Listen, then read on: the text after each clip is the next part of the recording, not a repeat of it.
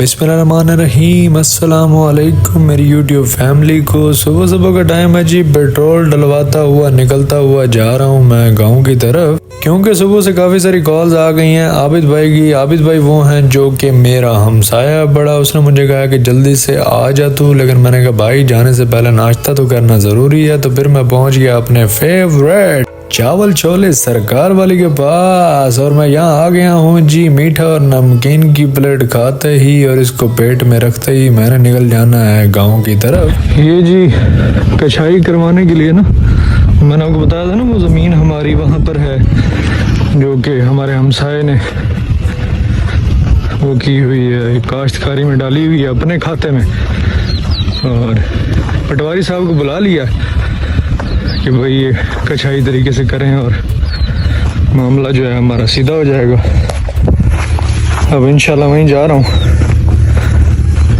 तो हमसाया साहब ने, आबिद भाई ने बुलाया था पटवारी को, तो अब वो आ गए हैं। मैं थोड़ा लेट हो गया था। अब वहीं जाके कछाई करके अपना रकबा हमारे पास और उनका रकबा उनके पास, फिर हम इंशाल्लाह गंदम की तैयारी कंप्लीट करते हैं अपनी। ये जी पटवारी साहब आ गए हैं हमारे, और ये हमारे हमसाए की पहले कछाई होगी, फिर उसके बाद मेरी होगी। अभी 21 नंबर मुरब्बा में जो है कछाई हो रही है, मेरा मुरब्बा नंबर 20 है।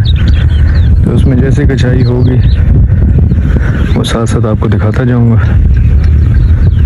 मुझे आबिद भाई ने बताया कि ये ऐनक वाले जो हैं ये पटवारी हजरात हैं, इनका नाम उमर है बड़ा, और इन्होंने अभी अभी जो है नया चार्ज संभाला है हमारे इधर 156 चक का। मेरे हमसाए जो आबिद भाई हैं उनका भी यही मसला चल रहा है। ये लाइट पर्पल वाला सूट वाले भाई जो खड़े हैं, इनका यही आबिद भाई के साथ तनाज़ा है कि यहाँ वाली जगह मेरी और वहाँ वाली जगह आपकी। तकरीबन 1.5 मुरब्बे की पैमाइश हो रही है जी। देख रहे हैं आप, पीछे पटवारी साहब आ रहे हैं और मैं आगे आगे चलता जा रहा हूँ। उन्होंने कहा जी आपने सीध में चलते जाना है, हम लाइनें लगाते जाएंगे। तो ये पोजीशन बनी हुई है, बाकी अल्लाह खैर करे, ये भी साथ साथ काम चलता रहेगा। ये पटवारी साहब लाइंस लगाते आ रहे हैं, मैं आगे इनके चलता आ रहा हूँ। रकबा काफ़ी ज़्यादा है क्योंकि 1.5 मुरब्बा कम रकबा नहीं होता। उसकी कछाई करने में घंटा 2 तो लगेगा या इससे भी ज़्यादा। आबिद भाई की हो गई है कंप्लीट, अब मेरी बारी हुई है। तो जो मेरा हमसाया बड़ा उसको बुलाया गया था, तो उसने कहा जी ये सड़क वाले रोड से आप पैमाइश करें। मैंने कहा चलें जी ठीक है जी, यहाँ से पैमाइश कर लेते हैं। अब ये पैमाइश करता हुआ मैं जा रहा हूँ पटवारी भाई के साथ। मेरे हमसाए साहब ने पटवारी साहब को कहा कि आप जो है ये रोड वाली पैमाइश ले लें, पीछे वाली पैमाइश हम ले चुके हैं, वहाँ पर जो है उसके मुताबिक तो इनका रकबा बनता है, यहाँ पर इस मुताबिक से करेंगे तो नहीं बनता। तो पटवारी भाई भी इस बात को सुन के बड़ा हैरान हुआ। क्या बोला तूने? आपका भाई जो है गर्मी से बेहाल हो चुका है। मेरी पैमाइश कंप्लीट होने के बाद पटवारी साहब ने फरमा दिया कि मेरा जो रकबा है बड़ा वो हमसाए के इर्द गिर्द नहीं आता। तो मैं सुन के बड़ा हैरान हुआ। खैर इसके बारे में बाद में बात करूंगा मैं इन सब से। अब आबिद भाई का जो मसला है बड़ा वो बन्ने डालने का है, तो बन्ने डालने के लिए हमने ट्रक को कर लिया है तैयार। अब जहाँ जहाँ तक इनकी पैमाइश जा रही है ये बन्ने से उसको सीधा करते जा रहे हैं ताकि इनका कुल रकबा इनकी हदूद में आ जाए और ये निशानियाँ डाल दें। मुझे यहाँ आते हुए तकरीबन 3 से ऊपर माह हो चुके हैं। मैंने ये चीज़ बड़ी नोटिस की है कि यहाँ पर जो है ना हमसाए के हकूक़ के पीछे ना खड़ा होता, ना कोई बातचीत करता है। हर कोई एक दूसरे को नुकसान पहुँचाने के लिए सबसे ज़्यादा तैयार रहता है। तो मेरी तो ऐसी कोई आदत नहीं है कि मैं किसी का नुकसान करूँ, और मैं ये भी चाहता हूँ कि मेरा भी कोई नुकसान न करे। खैर अब देखते हैं आने वाले वक्त में कैसे गुजरता है इन सब के साथ। अब तो इन्हीं के साथ ही पाला पड़ता रहेगा क्योंकि यही मेरे अच्छे और बुरे हमसाए हैं बड़े। अब ये जो बन्ना हमने निकाला है जी, ये तकरीबन इसकी जो पैमाइश आएगी पूरे 1100 फुट की आएगी। और आपका भाई जो है टल्लम टल्ली हो रहा है, इतना तो पैदल मैं सारी जिंदगी में नहीं चला जो आज चल चुका हूँ। 1100 फुट की पैमाइश करना कोई आसान बात नहीं है। ट्रक वाले भाई को सलाम है, सैल्यूट है कि इतनी देर से ट्रक चलाई जा रहा है। और हम तकरीबन पहुंच आए अपनी ज़मीन की तरफ। यहाँ पटवारी साहब और मेरे हमसाए साहब खड़े हैं। जितना ट्रक आगे जाता जा रहा है मेरे हमसाए की धड़कन तेज़ होती जा रही है कि कहीं बन्ना मेरे रकबे के अंदर ना आ जाए। उसकी वजह यह है कि इन्होंने तो काश्तकारी कंप्लीट कर दी है गंदम की। कुछ फुट हिस्सा अगर आ गया तो आबिद भाई के मौजूद हो जाएंगे, क्योंकि गंदम उन्होंने काश्त की हुई है, तो आबिद भाई को मुफ्त का हिस्सा मिल जाएगा। मजा आया।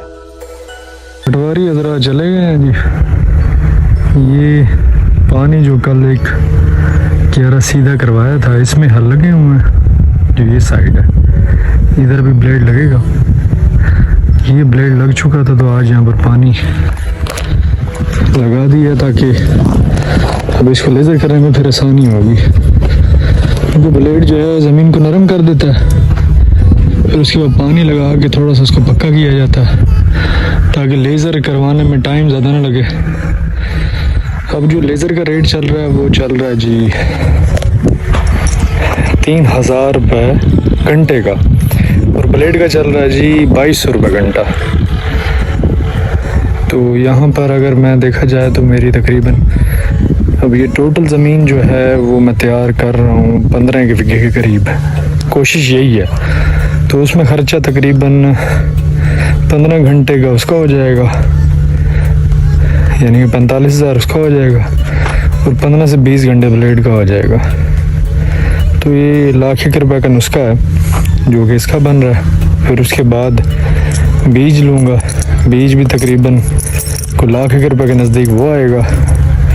और शुक्र अल्हम्दुलिल्लाह पानी फ्री है, नहीं तो पानी का ख़र्चा जो है अगर वो टरबाइन होती जो पहले लगी हुई थी उसमें तकरीबन 5 लीटर 6 लीटर 1 घंटे का खर्चा था, और अब लीटर का रेट है जी 300 रुपये। तो 5-6 लीटर यानी कि 1800 रुपये वो खर्चा था पर घंटे का। शुक्र है कि ये फ्री है पड़ा, इस वजह से कोई टेंशन नहीं है। तो बाकी इंशाल्लाह ज़िंदगी बखैर। अब मैं निकल रहा हूँ मुल्तान की तरफ।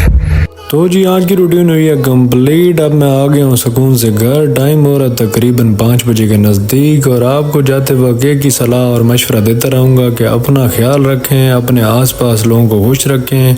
अल्लाह हाफिज़ ओ नासिर।